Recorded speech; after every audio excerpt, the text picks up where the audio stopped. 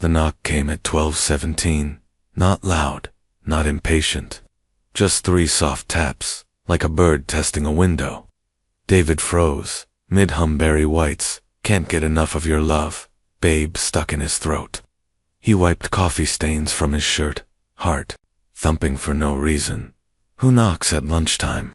He opened the door, and there stood them, tall, slender skin, like liquid silver, under the hallway's flickering light, eyes deep as mercury pools, reflecting the chipped paint of David's doorframe.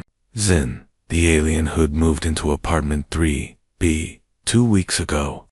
The one Mrs. Gable called, that shiny ghost in Kids, drew as a robot in sidewalk chalk.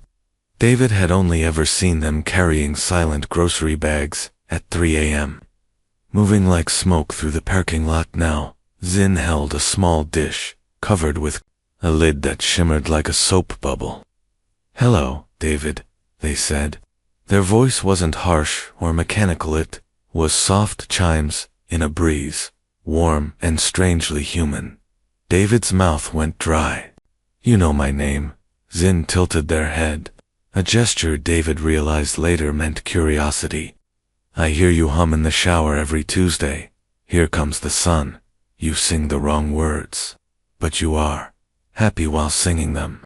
They extended, "The dish I made extra. Thought you might like some."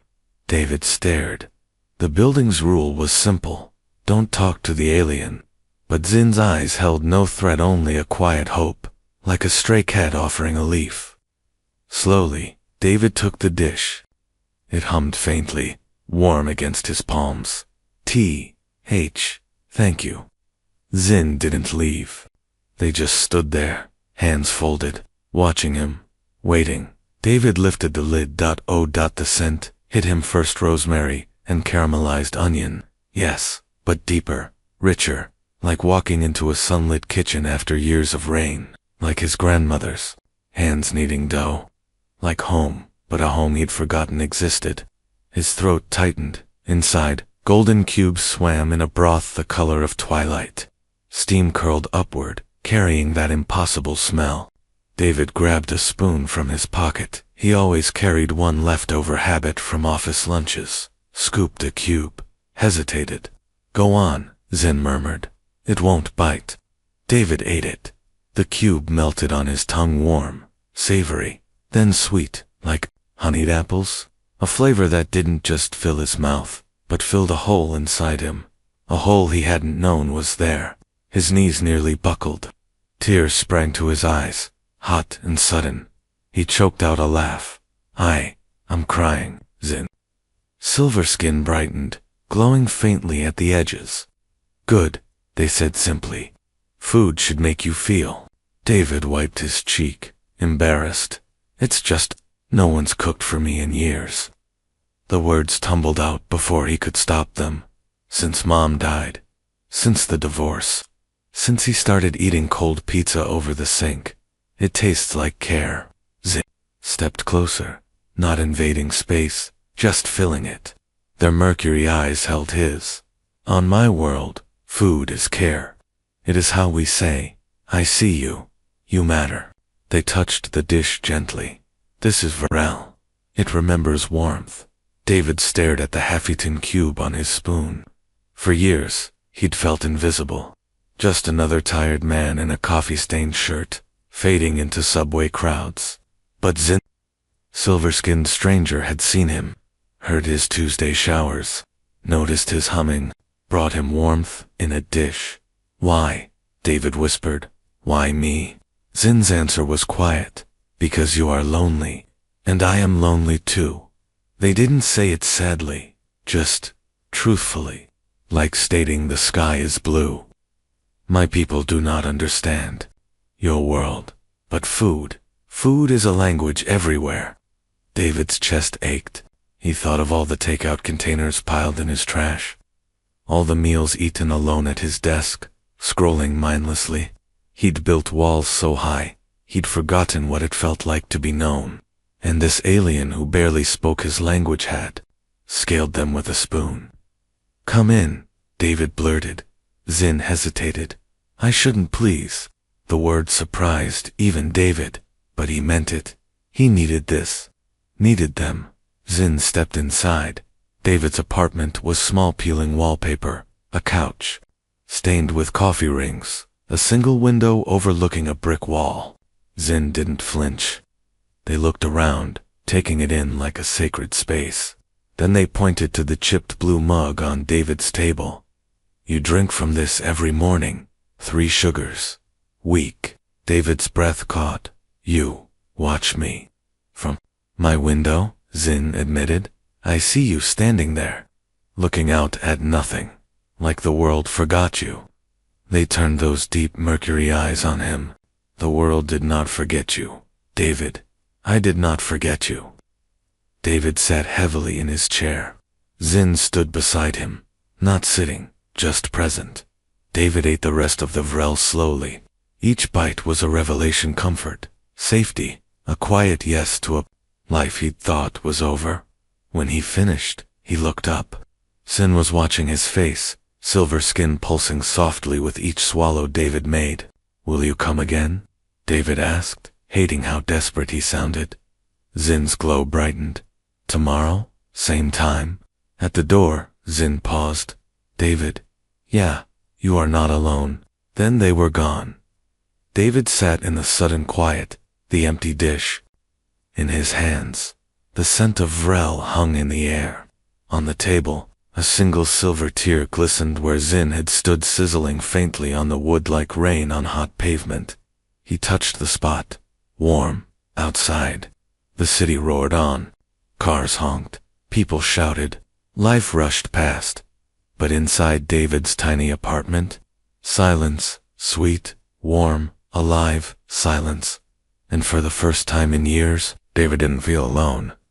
He checked the clock. Las 12:25. He caught himself, watching the minutes tick by. Waiting for 12:17 tomorrow. The next day, David caught himself watching the clock. 12:15, 12:16. His heart did a little jump. Knock, dash, knock, dash, knock. Exactly 12:17, like clockwork. There stood Zin, again, holding another small dish under its shiny silver cover. David's tired apartment felt suddenly warmer. Hello again, David managed, trying to sound normal, though his hands felt clumsy. He took the dish.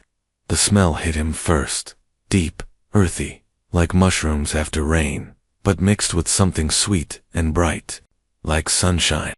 He lifted the lid. Inside, golden cubes swam in a rich, violet-colored broth. Steam curled up, carrying that amazing scent. Try, Zin chimed, their liquid mercury eyes watching him closely. David dipped a spoon. The broth was warm, smooth, and tasted alive. The golden cubes burst with flavor, savory, then sweet, then a tiny, pleasant fizz on his tongue. It was unlike anything he'd ever eaten. He closed his eyes. For a second, he wasn't in his small, quiet apartment. He was sitting under a warm sun, grass tickling his bare feet, feeling completely safe. He opened his eyes, surprised to find a tear on his cheek. It's incredible, he whispered, his voice thick. Zin's silver face seemed to brighten, a soft glow appearing beneath the surface. Good, they said simply. This is vrel. It remembers warmth. From my home. Day after day, it became the rhythm of David's life. Rain or shine, Monday to Sunday. The knock came at 12:17. Never early, never late. Like Zin carried a perfect clock inside them. David started planning his afternoons around it. He'd rush his lunch break from the boring office job, heart beating faster as 12:17 neared. He'd tidy the tiny table by the window, setting out the same chipped blue mug he used for coffee. Waiting for that soft knock was the bright spot in his gray days. One Tuesday, the dish held tiny glowing spheres, like captured fireflies. Starberry paste, Zin explained. David tasted it. It fizzed gently, tasting of cold night air and sweet berries he'd never known. It made him think of childhood summers, chasing fireflies in his grandma's backyard, a memory so sharp and happy it stole his breath. He laughed, a real, surprised laugh. Zin tilted their head, a silent question. It's like remembering being happy, David said, wiping his eyes. Zin just nodded, a small understanding curve to their mouth. Another day brought thin, paper-like wraps filled with cool, green paste and crunchy seeds. Forest skin, Zin called it. Eating it felt like walking through a cool, green forest after a storm, fresh, clean, and full of quiet peace. David, usually rushing through meals at his desk, found himself sitting slowly, savoring every bite, feeling the city noise fade away. He'd look up, and Zin would still be there, hands folded calmly, watching his face. Not demanding, just present, waiting for his reaction. That quiet attention felt more precious than any grand gesture. People at work noticed the change. "You seem lighter, Dave," his colleague Sarah said one afternoon. David just smiled, thinking of the strange, beautiful food warming his belly. He didn't tell her about the silver-skinned neighbor. It felt too private, too special. He started noticing things about Zin too. How they never seemed to blink. How their skin caught the light differently each day, sometimes dull like old coins, sometimes bright like new silver. How they moved with a quiet, almost floating grace. They were utterly alien, yet their daily visit felt more normal than anything in David's lonely life. One rainy Thursday, David finally asked the question burning inside him. Zin stood in the doorway, holding a dish that smelled like warm bread and something floral. Rain dripped from David's coat. "Zin," he began, wiping his damp hands on his jeans. "Why? Why do you do this? Every single day you barely know me." Zin was silent for a long moment. The rain pattered against the window. Then they stepped slightly closer, their mercury eyes holding David's with an intensity that made his chest tight. "On my world," Zin said, their voice soft as falling ash, "food is not just fuel, it is language. The deepest language." They gently touched the dish David held. "When I cook for you, when I bring this to you, I am speaking." David's breath caught. "Speaking? What? What are you saying?" Zin's silver face softened. A tiny, almost shy smile touched their lips. It was the most human thing David had ever seen. "I am saying," Zin whispered, the words hanging in the rainy air, "that you are not alone." David stood frozen.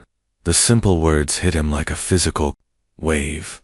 He had been alone, truly alone, for years, buried in his quiet apartment, moving through life like a ghost. He'd accepted the loneliness as his normal, but hearing it named, hearing someone see it, and then speak against it with steaming bowls of starberries and forest wraps, it shattered something inside him. Tears welled up, hot and sudden. He couldn't speak. He just nodded, clutching the warm dish, the scent of bread and flowers filling the space between them. Zin didn't say more. They didn't need to. They simply gave a small, graceful nod, turned, and walked silently back to their own door, leaving David standing in the hallway, the rain outside, and the quiet, powerful truth ringing in his ears. You are not alone. The daily ritual wasn't just lunch. It was a lifeline, thrown across the stars, one perfect, punctual knock at a time. And David, for the first time in a very long while, didn't feel like he was drowning. He felt seen. He felt found. He carried that warmth back inside, the taste of home, a home he didn't know he needed, still on his tongue. The knock didn't come. David stood frozen in his kitchen, coffee mug halfway to his lips. 12:17. The clock glowed red on the microwave. 12:18. He lowered the mug, the lukewarm coffee suddenly bitter in his mouth. Maybe they're late, he told himself. Traffic. Or maybe they burned the starberry paste. He paced the small apartment, checked the window, peered down the hallway. Nothing. The building was quiet, just the distant hum of a fridge and the drip of his leaky kitchen tap. Drip, drip, drip. Each drop echoed the empty space where a knock should be. 12:25. David's hands started shaking. He remembered Zin's words, "You are not alone." But right now, in this too-quiet apartment, David felt utterly, terrifyingly alone. He sat at the chipped table, staring at the empty chair where Zin always stood. The ghost of Rel's warmth still lingered in his memory, but the table was cold. So cold the next day, he waited again. 12:17 sharp. Silence. His chest tightened like a fist. He chewed his lip raw, eyes glued to the door. Nothing. Just the sound of his own heartbeat, too loud in his ears. By 12:30, he was on his feet, pressing his ear against the thin wall separating his apartment from Zin's. He heard nothing, no soft footsteps, no gentle hum of alien energy, only silence. A silence that felt like falling. On the third day, David snapped. He marched to Zin's door, knuckles rapping hard against the metal. "Zin, are you okay?" His voice cracked. No answer. He knocked again, louder. "Please, just let me know you're there." Still nothing. The hallway felt like a tomb. David slumped against the wall, sliding down until he sat on the worn carpet. His throat burned. He thought of Zin's silver tears, the way their skin dimmed when David hadn't understood. What if they're hurt? What if they're gone? That night, David didn't sleep. He lay in bed, staring at the ceiling, replaying every lunch. The starberry paste that tasted like childhood, the forest wraps that smelled like peace. Zin's quiet presence, the way they'd just stood there, watching him eat like it was the most important thing in the universe. David had taken it for granted. He'd thought it would always be there, the knock, the dish, the quiet understanding. Now the silence was a physical ache, a hole in his chest, where warmth used to live. He woke at dawn, hollow-eyed. He made coffee, but the smell turned his stomach. He tried to eat toast, but it crumbled dry and tasteless in his mouth. At work, his boss snapped, "You look like death, Dave." David just nodded. How could he explain? "My alien neighbor stopped bringing me lunch, and now I feel like I'm dying too." He stared at his computer screen, seeing not numbers, but Zin's liquid mercury eyes. "You are not alone." The words felt like a taunt now. By the fourth day, David was unraveling. He forgot meetings, spilled coffee on his only clean shirt. At 12:17, he stood by the door like a ghost, waiting for a sound that wouldn't come. He started dreaming of Zin's food, waking up to the phantom scent of Vrel, only to find his kitchen empty. Once, he thought he heard a knock and flung the door open so fast, he stubbed his toe. It was just Mrs. Gable, from 3B, dragging her grocery cart. "You all right, honey?" she asked. David mumbled fine and shut the door, sliding down it until he sat on the floor, tears hot on his cheeks. That evening, he did something desperate. He took a clean sheet of paper and wrote in shaky letters, asterisks in, "Please tell me you're okay." "I'm worried, David asterisk." He slid it under Zin's door, the paper vanishing into the dark gap like a prayer, into the void. He waited all night. No reply. The fifth morning, David didn't get up. He lay in bed, the sheets tangled around him, staring at the ceiling. The apartment felt like a cage. Dust motes danced in the weak sunlight, but there was no warmth in them. He thought of Zin's first lunch, the tears he'd cried because something finally tasted like care. Now, the memory just made it worse. He'd had care, and he hadn't known how to hold it. He dragged himself to the kitchen, opened the cupboard. There, stacked neatly on the shelf, were all the dishes Zin had brought, the silver containers, the glowing bowls, the one shaped like a crescent moon. David picked up the Vrel bowl, its violet stains still faint inside. He pressed it to his chest. It was cold, lifeless, just like the apartment, just like him. He sank into the chair by the window. Outside, the city buzzed, cars honked, people laughed, life went on. But in here, The silence was deafening. David realized something terrible. He hadn't just lost lunches. He'd lost the person who made him feel seen, who showed up every single day, rain or shine, and said, "You matter."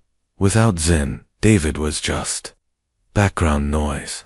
A man in a coffee-stained shirt, fading into the walls of his own life. A sob ripped out of him, raw, ugly. He buried his face in his hands, shoulders shaking. He cried for the starberry paste, for the forest wraps, for the quiet knock that meant you are not alone. He cried because he'd been given a lifeline, and he hadn't known it was a lifeline until it was gone. And as the tears fell, David understood the cruelest truth. He hadn't just liked having Zin next door. He'd needed them, like air, like light, like the yes he never got to say. The apartment stayed silent.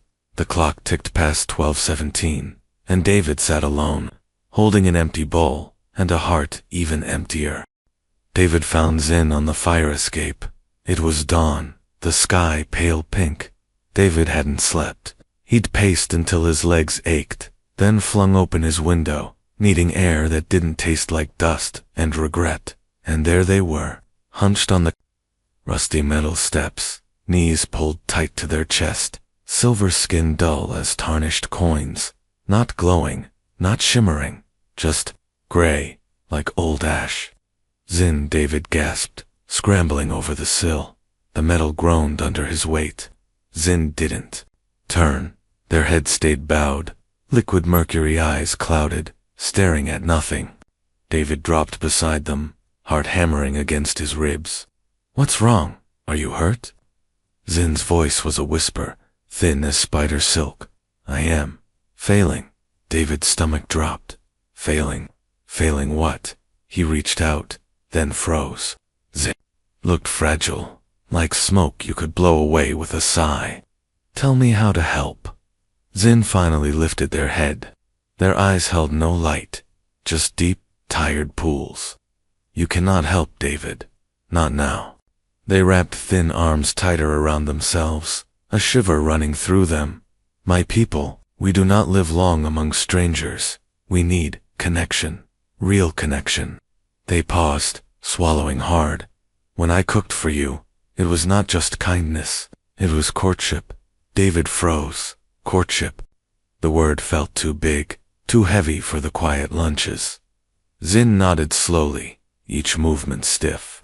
"On my world, preparing food for another is sacred. It means, I wish to share my life with you. I wish to build a home with you." Their voice cracked. "To cook is to offer your heart on a plate. To say, I choose you. Will you choose me back?" David's breath caught. All those lunches, the starberry paste, the forest wraps, the vrel that tasted like sunshine, suddenly had new meaning. They hadn't been gifts, they'd been proposals. Every knock at 12:17 had been a question. "Will you say yes?" And I never did, David whispered, the truth crashing over him like ice water. Zin's silver skin seemed to dim further. "You smiled, you said thank you, but you never accepted. Never said yes, never asked what it meant." A single tear rolled down their cheek, silver, like liquid metal. It sizzled faintly as it hit the fire escape floor, without reciprocation, without the bond being chosen. They pressed a hand to their chest, where a soft, pulsing light should have been, but there was nothing, just flat, cold, gray. My body, it shuts down, like a plant without sun. David's vision blurred. He saw it all, now the way Zin had. Watched his face for a reaction, the quiet intensity in their mercury eyes. The way they'd called food, the deepest language. They hadn't just been friendly, they'd been loving. And David, wrapped in his own lonely world, hadn't even seen it. He'd taken the lunches like a meal, not a marriage proposal. "Oh God," David choked out, tears hot on his cheeks. "I didn't. No, I swear I didn't know." Zin managed a weak smile, but it didn't reach their eyes. "How could you? Your people, you eat alone, at desks, in cars. Food is just fuel here." They looked out at the waking city, its noise suddenly harsh. But for us, it is lifeblood. Without the bond, there is no life. They turned back to David, their voice barely audible. I thought, maybe you felt it too. The warmth, the connection. But you stayed quiet. And now, they coughed a dry, rattling sound. Now I fade. David grabbed Zin's cold hand. It felt like holding a bird's wing, so light, so breakable. Please, he begged. Tell me what to do. Anything. Zin shook their head, a tear falling faster now. It is too late for words. The bond requires a yes before the light fades. And mine. They touched their chest again. It is almost gone. David's mind raced. Too late. No. Impossible. He thought of Zin's first lunch, the tears he'd cried, because it tasted like care. He'd felt it then. That deep, wordless understanding. He just hadn't named it. He hadn't known the language. Zin, David said, his voice raw but firm. He squeezed their hand tighter. I did feel it. Every single day, when you brought the starberry paste, and I remembered being a kid, when the forest raps made the city noise disappear. I felt seen, like someone finally knew me. His tears fell freely now. I was scared. I've been alone so long, I forgot how to say yes to good things, but I felt it. I swear I did. Zin's eyes flickered, just a tiny spark in the gray. You felt it. More than you know, David whispered. I just didn't understand the words. He wiped his face with his sleeve, smearing tears and snot. I thought it was just lunch. But it was never just lunch, was it? Zin shook their heads slowly. It was my heart. Every dish, every knock. They looked down at their hands, and now it's too late. The silence, it broke me. David's chest ached. He saw it clearly. The years of loneliness that had made him hide. The walls he'd built so high, he couldn't see over them. He'd been given love, in the only language Zin knew, and he'd left it sitting on the doorstep, unopened. And now Zin was dying. Not from a disease. From his silence. Please, David begged, his voice breaking. Tell me how to fix this. I'll say yes 1,000 times. I'll learn your language. I'll cook for you. Just don't fade. Zin closed their eyes. A long silence stretched between them, filled only by the city's distant hum. When they opened their eyes again, the spark was dimmer. The bond requires a yes before the light goes out, they whispered, and mine is almost gone. David looked at Zin's gray skin, their dim eyes, the slow rise and fall of their chest. He saw the end written in their silence. And in that moment, he knew, if Zin faded, it wouldn't just be the loss of a neighbor. It would be the loss of the only person who'd ever truly seen him, the only one who'd shown up, day after day, with a bowl full of hope. He pulled Zin close, ignoring the coldness of their skin. Then I'll say it now, he whispered fiercely into their silver hair. Yes, 1,000 times. Yes, I choose you. I see you. Please don't leave me alone again. But Zin didn't answer. Their breathing grew slower, and the light in their chest flickered once, then went out. David didn't move. He sat frozen on the cold fire escape, Zin's limp body cradled in his arms. The city hummed Belokar's sirens, life rushing on, but up here, time had stopped. Zin's silver skin was cool to the touch, like stone left in the shade. No rise of breath, no flicker of light, just stillness. Heavy, final stillness. David's hands shook as he brushed a strand of silver hair from Zin's face. Wake up, he whispered, voice cracking. Please, just wake up. He pressed his ear to Zin's chest, searching for a heartbeat. Nothing, only silence. The same silence that had haunted him these past days. Only now, it wasn't just empty, it was dead. He carried Zin inside. Their body felt impossibly light, like carrying a fallen bird. He laid them gently on the small couch, tucking a blanket around their still form. Then he sank to the floor, back against the wall, knees pulled to his chest, just like Zin had sat on the fire escape. Just like Zin had sat every day while David ate lunch. The apartment was too quiet. No ticking clock, no dripping tap, just the roar of David's own thoughts. I killed them.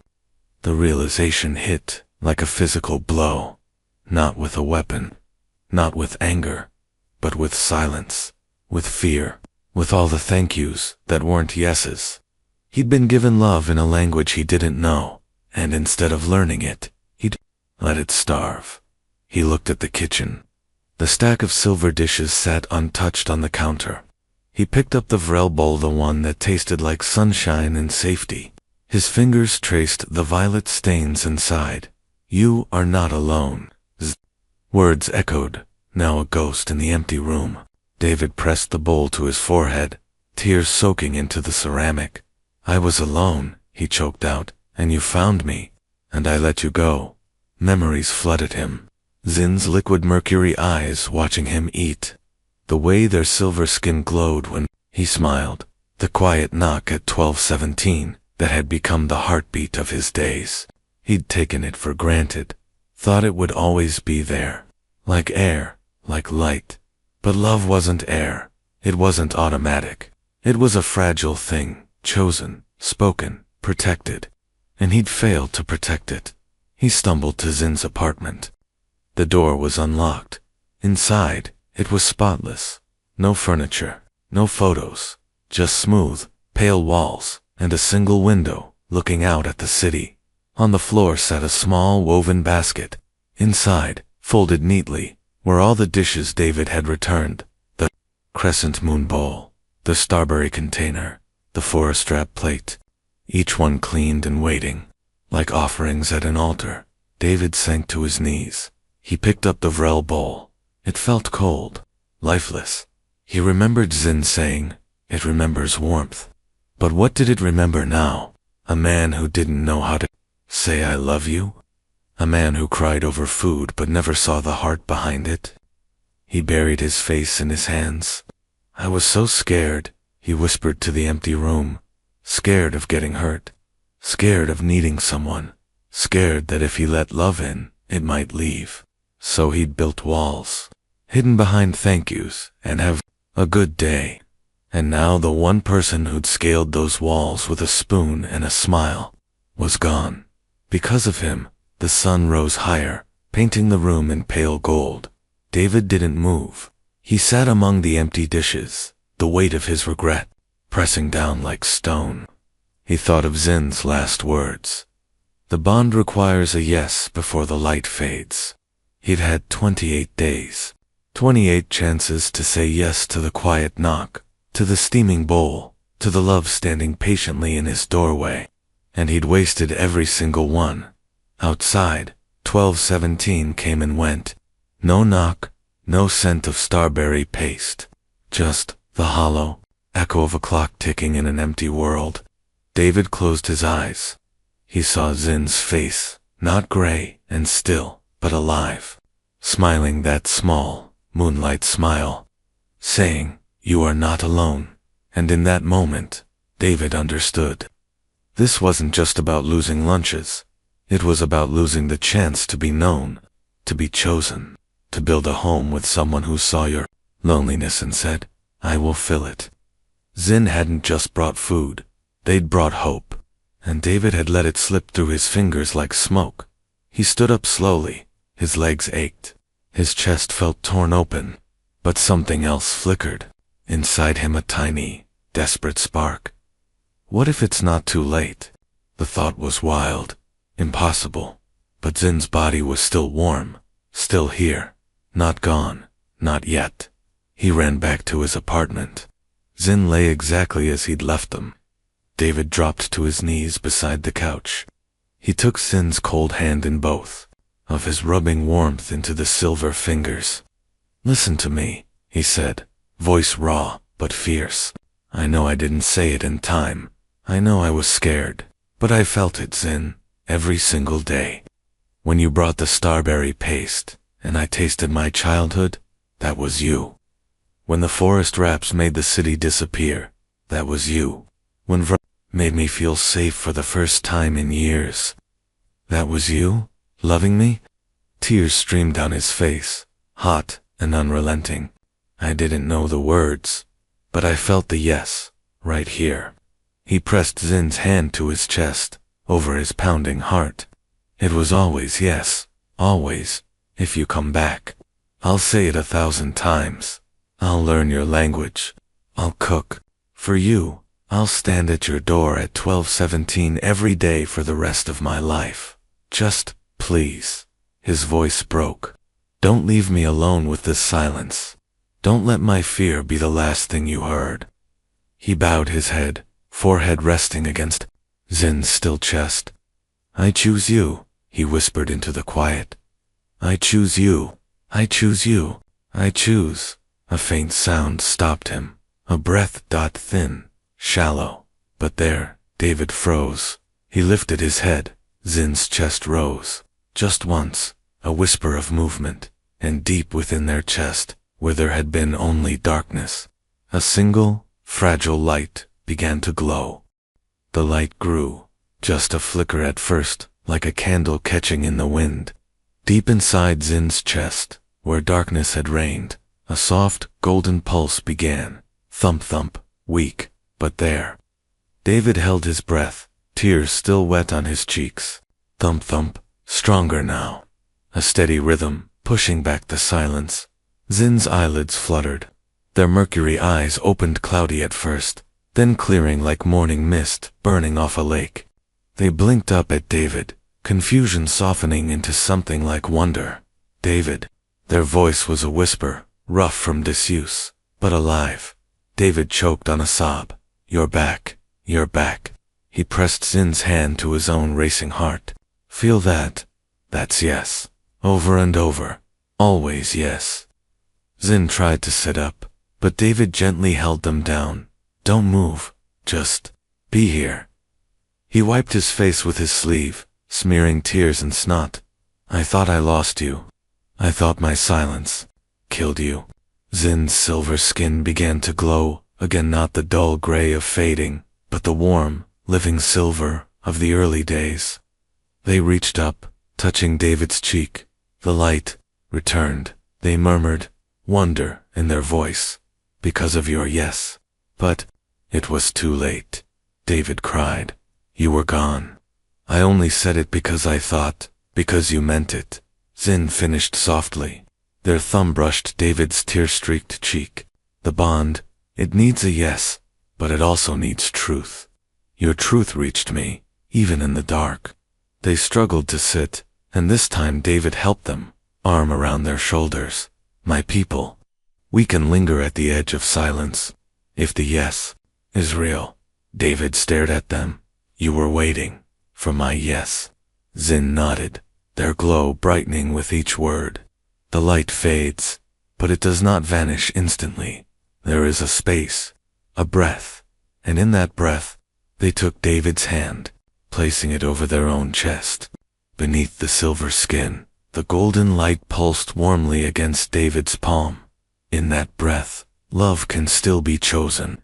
David's tears fell again, but now they were warm. I choose you, he whispered fiercely. I choose you 1,000 times. Zin smiled a true smile, lighting up their whole face like dawn. Then, slowly, carefully, they slid off the couch. Not to stand, to kneel. David gasped. Zin, no, you're not strong enough. But Zin silenced him with a look. With trembling hands, they reached into a small pouch at their waist. From it, they drew a ring. It wasn't metal. It wasn't stone. It was light-woven strands of soft golden radiance, pulsing gently like a heartbeat.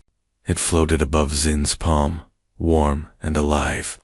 David, Zin began, voice steady now, filled with a strength that came from hope. On my world, this ring is called Velen, the first light after darkness. It is made not by hands, but by hearts. They held it up, the light catching in David's tear-filled eyes. I offer it to you now, not because custom demands it, not because my body needed saving. Zin's mercury eyes held David's with absolute clarity. Because I choose you. Because your yes pulled me back from the edge. Because when you said I choose you in the silence, I finally heard it. David's breath hitched. The ring's light warmed his skin even from a distance. Will you bond with me? Zin asked. The words simple, profound. Not for duty, not for survival, but because you see me. Because you want me. Because you choose me. Today, tomorrow, always. The room seemed to hold its breath. The city noise faded. There was only Zin kneeling on the worn rug, offering a ring of light. Only David, heart pounding like a drum, tears streaming freely. He didn't hesitate. David dropped to his knees too.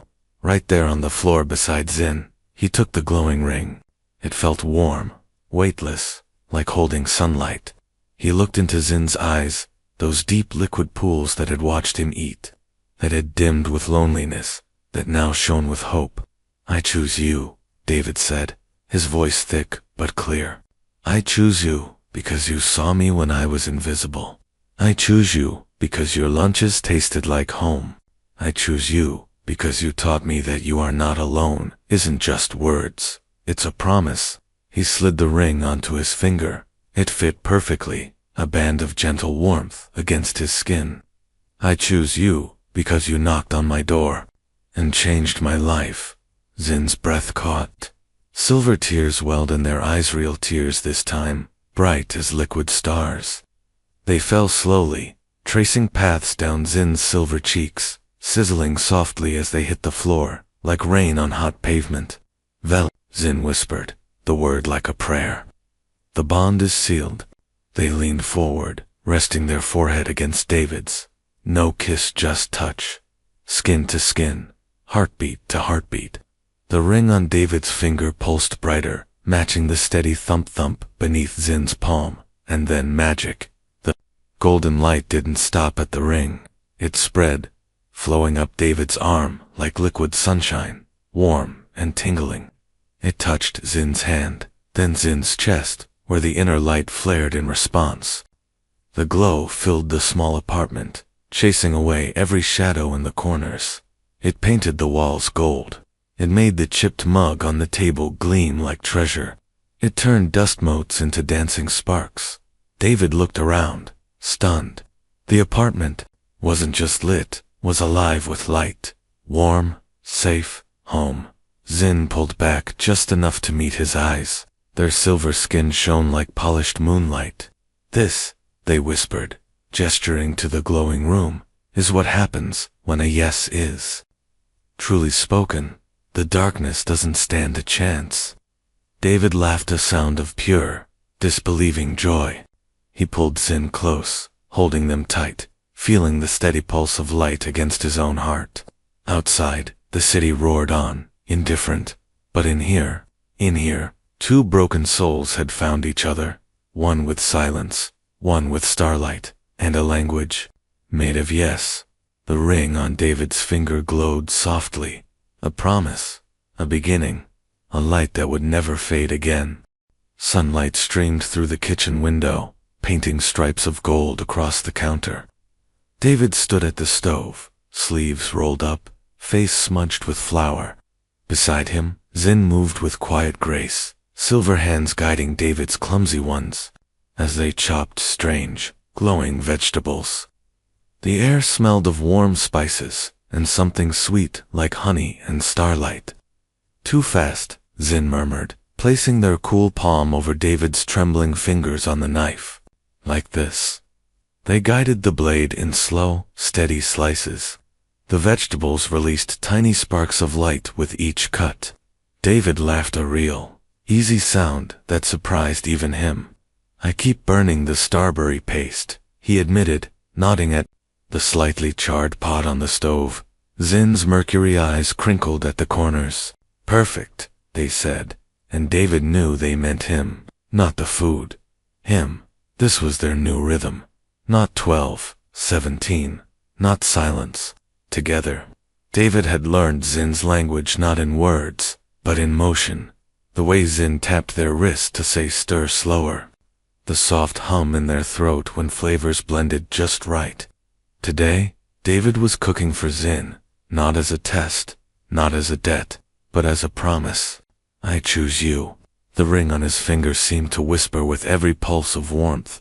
Zin lifted a glowing green leaf to David's lips. Taste. David obeyed. The leaf dissolved into cool mint and sunshine. Amazing. Zin beamed, silver skin brightening. You taught me basil. They fumbled the word, tongue tripping over the B sound. B basil. David grinned. Close enough. He wiped a smudge of flour from Zin's cheek. Their skin felt warm now, alive.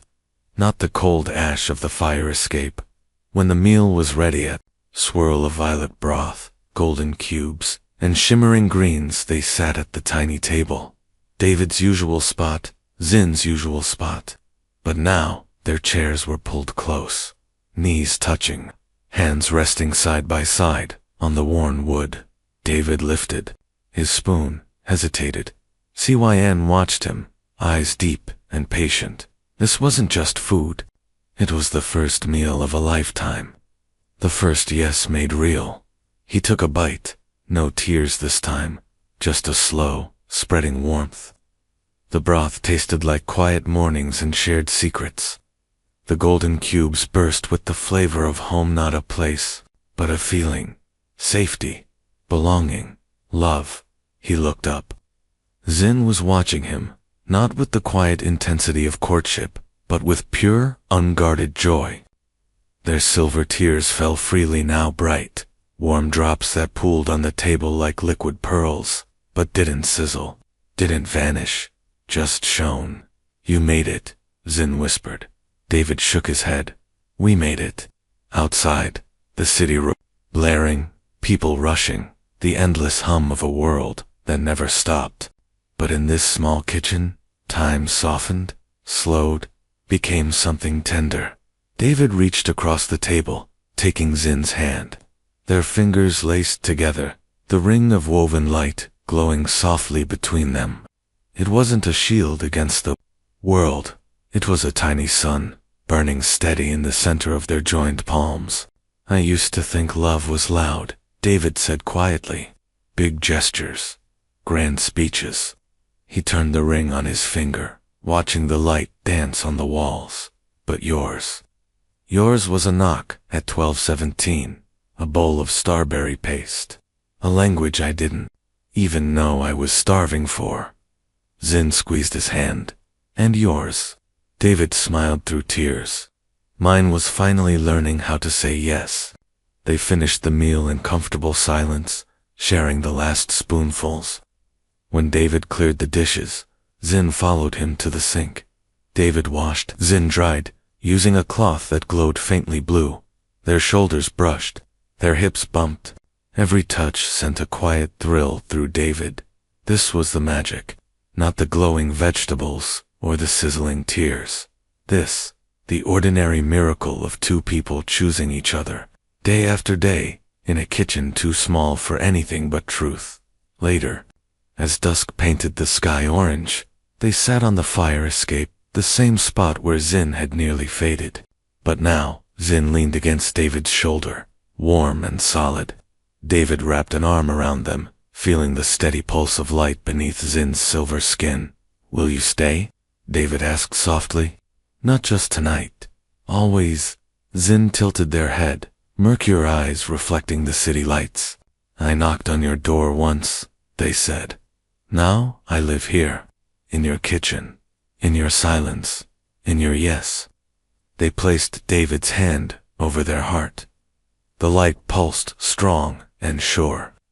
This is my home now. David closed his eyes. He remembered the hollow ache of the empty apartment, the crushing weight of being unseen, and he understood.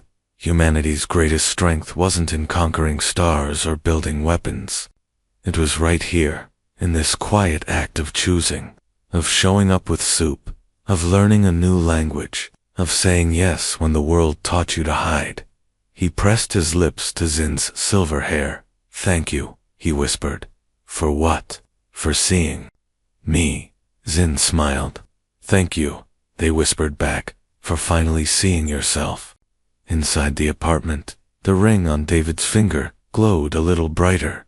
On the stove, a single pot sat clean and waiting, ready for tomorrow's meal, ready for the next knock, ready for the quiet, unbreakable promise that lived not in grand battles, but in shared spoons and mumbled words like basil dot. And as the city lights blinked awake below, David knew humanity wasn't found in the roar of rockets.